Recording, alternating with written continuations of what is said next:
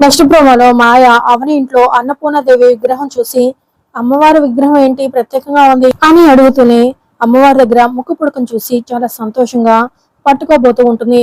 ఇక దాంతో అవని షాక్ అయిపోతూ టచ్ చేయకండి మేడం అని అవని అనగానే మాయ షాక్ అయిపోతూ ఎందుకు అని అడుగుతూ ఉంటుంది. వీటిని తాకే అర్హత అందరికీ ఉండదు. ఈ అమ్మవారి పేరు అన్నపూర్ణదేవి.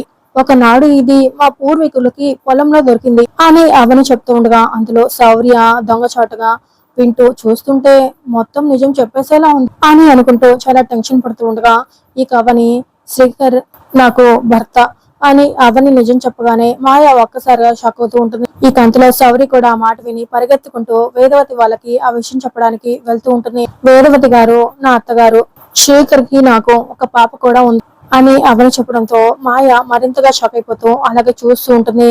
మరి అవని నిజంగానే నిజం చెప్పిందా లేక శౌర్య ఇదంతా ఒక భ్రమలాగా కలకలిందా అనేది నెక్స్ట్ ఎపిసోడ్ లో తెలుసుకుందాం ఫ్రెండ్స్.